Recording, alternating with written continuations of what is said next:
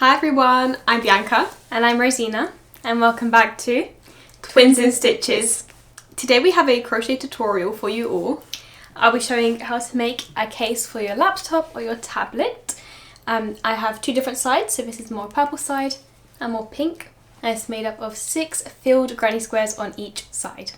And this is a nice beginner-friendly tutorial. So let's get started. For this project, you're going to need some yarn. I decided to use 3 different colours that complement each other. You will also need some sewing yarn, which will fit through the holes of these buttons. Some buttons, any colour, shape or size that you like. Scissors or yarn snippers. A tapestry needle. So this is the needle with a bigger eye. This is to sew your crochet yarn. And then a regular sewing needle to sew on your buttons. Let's start. To start our square, we need to start with a slip knot. To do a slip knot, we place our yarn over our first 4 fingers. We open up our fingers, grab this yarn, wrap it around and through. So the yarn goes front, around, back and through. So we have this formation. We then flip our fingers over, open our 2 fingers. With our fingers go in, pinch the yarn at the bottom, so this loop, and pull it up. We have this A shape almost. And then we go in, pinch again, and pull this up. And then we take it off our fingers. We then have this shape. We pull this top loop in order to create the knot. And we pull this yarn, which is our tail end, the end that is not attached to our ball of yarn. And we pull it until the hoop is the size of our hook. We put our slip knot onto our hook and we tighten. Now what we're going to do is we are going to chain 4. To chain, we yarn over. Yarn over is this motion of putting yarn to our hook. And we pull the hook down through our current stitch. So we go down and we angle it so that it's through. Again, I'll show you closer. We yarn over, pull it down and go through this gap. So you see this gap here? Perfect. That's 2, 1 more, yarn over, down, through, and 1 more. And those are our 4 chains. So to do a slip stitch, we go into this top V. So we have 2 loops. We yarn over, go through this first loop, and then we do not yarn over, we just directly bring this loop over this one, so like so. That is our centre. We now chain 3, so to remember, chain, you yarn over and bring this through. So we'll do 1, 2 and 3. Now we're going to work double crochets, and this is the only stitch you will need for the rest apart from a slip stitch. We're going to place double crochets into the centre. Break apart your crochet a bit, like this, pull it apart, and you'll find your centre very easily. This is not your centre. You can clearly see it's not in the centre. This is your centre. So what we do is we yarn over. Remember, putting the yarn onto the hook. We angle our hook into this hole. So we've yarned over, we move our hook, we angle it and put it into this hole. Lovely. Then we have this. We have like this cluster almost, which looks a bit messy. But what we do is we yarn over and go through this first cluster.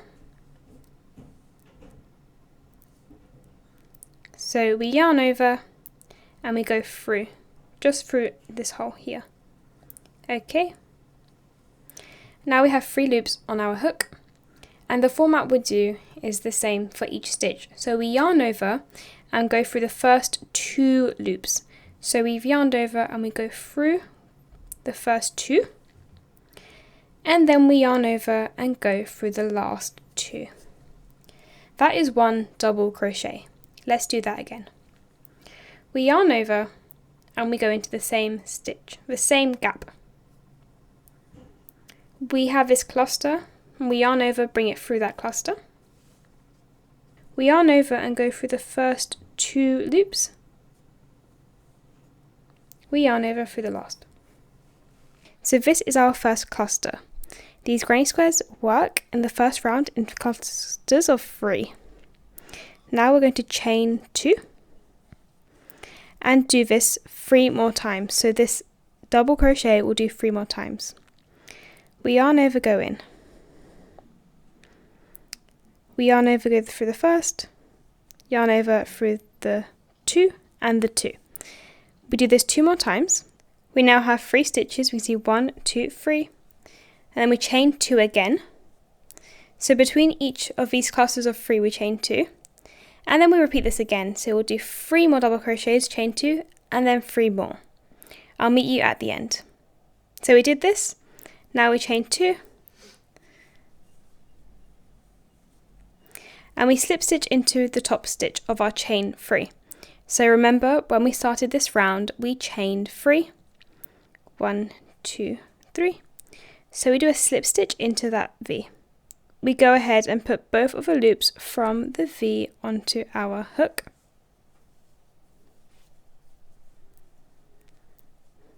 We yarn over, go through these 2 stitches, and then we bring this loop underneath this one.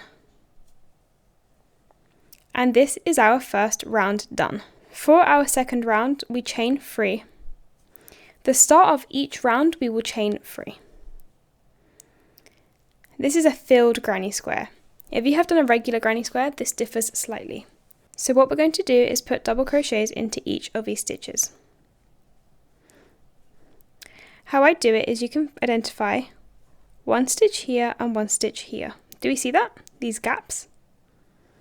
Characterized by these V shapes. So we've got these V's, and this is where we put our stitch. Yarn over, go in here, the first V, and we do a double crochet.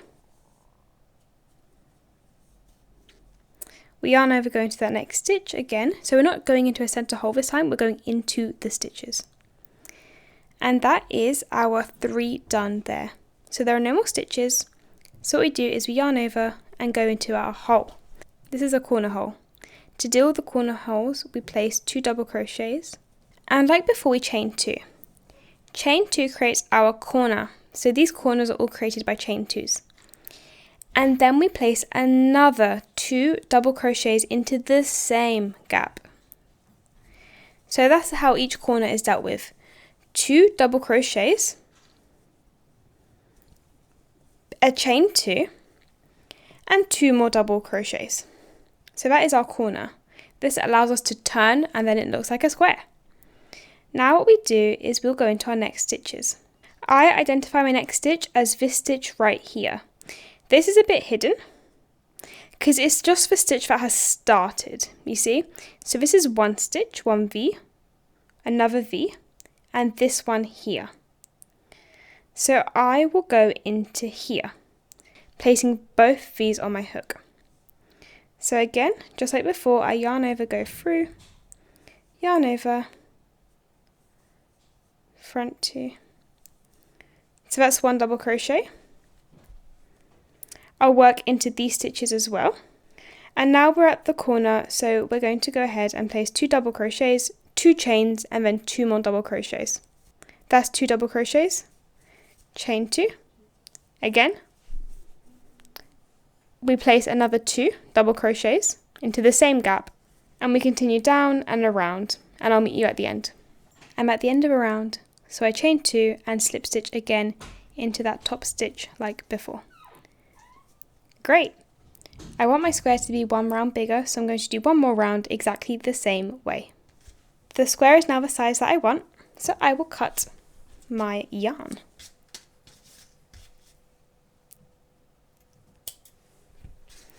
Then to finish this off, we just pull this through and tighten. Amazing. We're now going to weave in these ends, which is a really important skill. To weave in our ends, we use a tapestry needle. This is like a regular needle, but just with a bigger eye. We thread this needle. I recommend pinching the yarn to make it easier. So all you're doing is you go in with your needle through the stitches. So you're sewing the thread through. And then you go back the other way. Make sure to always go into the opposite directions. This makes it more secure.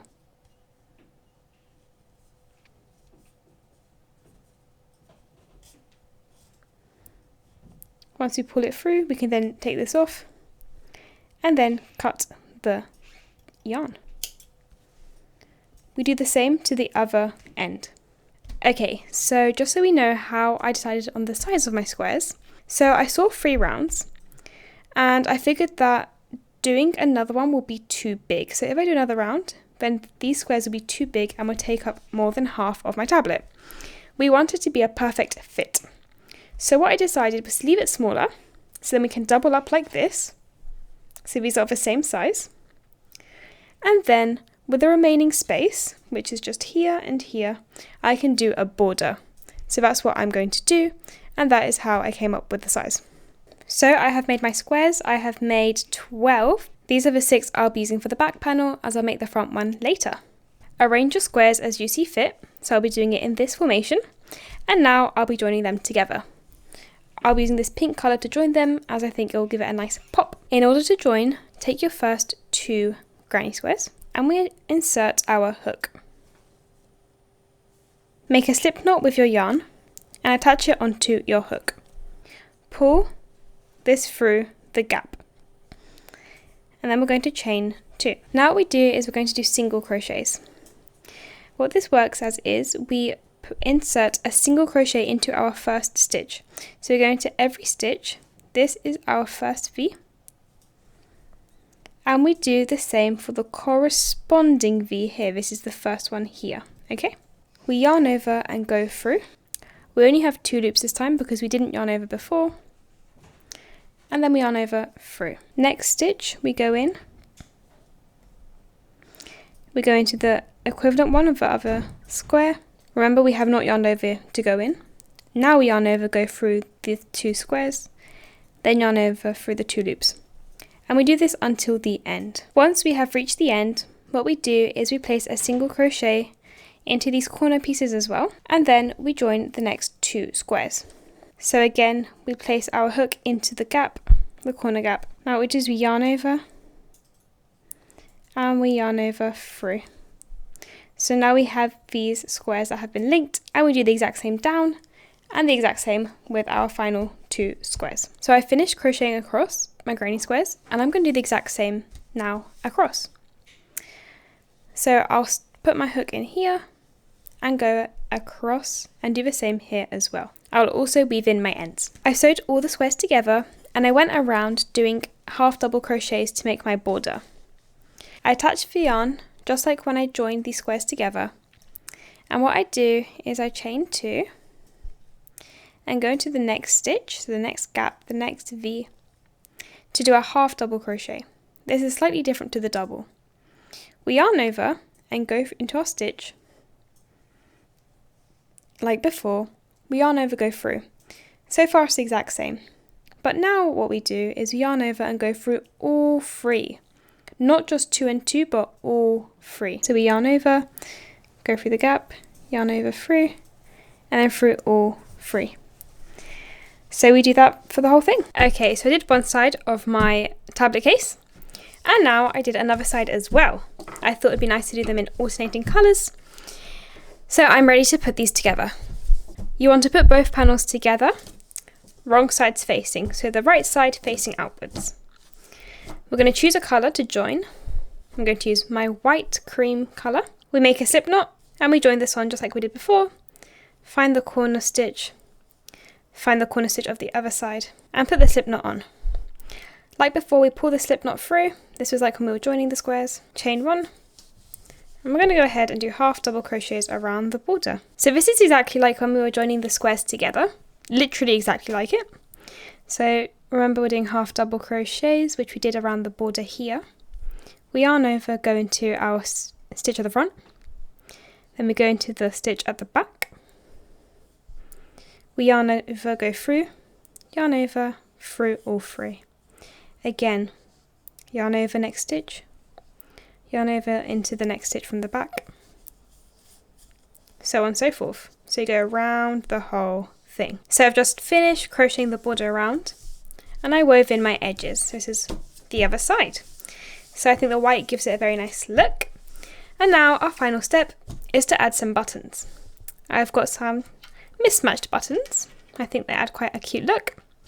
and we're going to be sewing them onto our work. So on our buttons, we're going to get some sewing thread and we're going to cut it.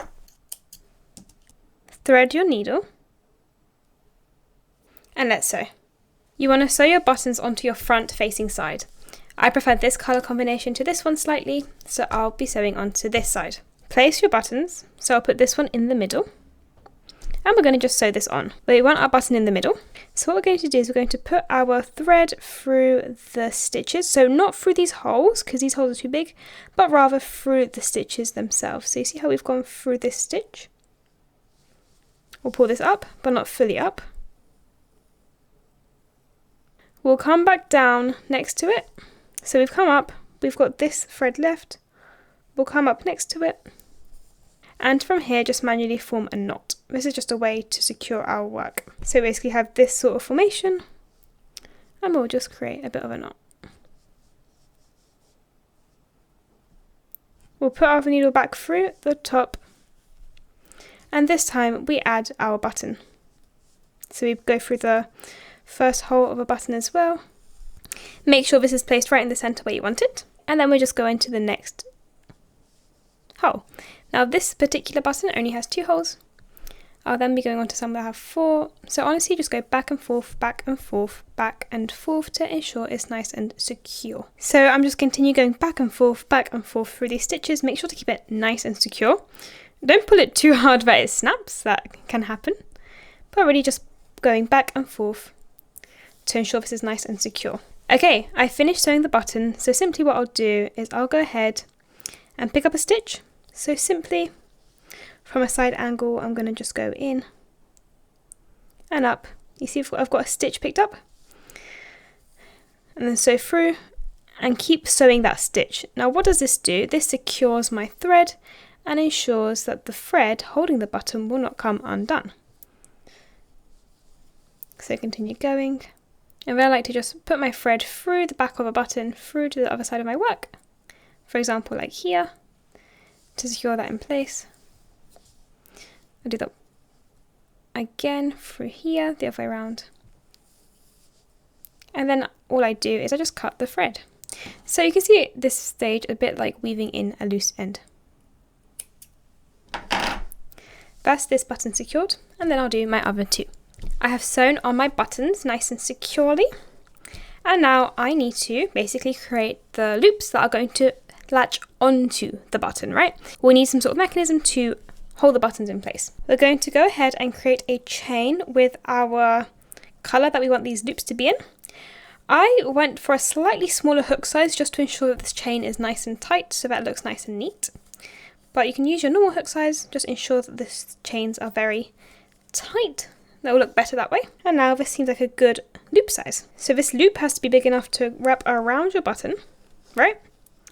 And then to just simply sew onto your piece. So I'm going to need a bit more space, just so I need space to sew. Okay, so I have finished my chain off. I cut quite a long tail end just so we can sew directly with this. Using your tapestry needle, thread your yarn. There we go. You need to be careful with how you sew this on, just because it's very easy to see the white through. What we're going to do is we're going to go ahead and put our needle through. We want to give it quite a bit of space, just so it's securely in. So we'll go like so. And then what we'll do is we'll simply do 1 stitch, so that it's not too visible. So 1 stitch, for example, putting it in here, just to secure the start in place. So there you go, just a tiny stitch. And now what we do is we'll sew this on. To do this, we only get the front of these stitches, we don't want to go through. If we go through, what will end up happening is you can see it on the other side. So all we're doing is going through like that. So we see the pink, we get the top bit, we see the white, we get the bit, and go through. So picking up some of the pink on the front and some of the white as well. Amazing, we continue, we continue, we continue. You can see on the other side it is invisible. So now we'll do the other side, so we thread the other tail end. Okay, and then we do the same thing here. Make sure to sew down the other side as well. So on the other side of your loop, the other side of the work that has not yet directly been sewn to the pink. This way it makes it much, much more secure. So that's one, and we can see how that will very easily come in and clip over. We'll do the same for the rest. I have sewn the 3 chains on and it works very nicely, so you can just pop it over like that. This goes in very easily and then we're able to simply go like so. Make sure to make it quite tight, just if not these will come off and then your tablet will come out of your bag. And there it is. And there the tablet is. Thank you so much for watching this video. We hope you followed along and made one yourself. Do subscribe and stay tuned for other really fun videos, and we'll see you next time. Bye!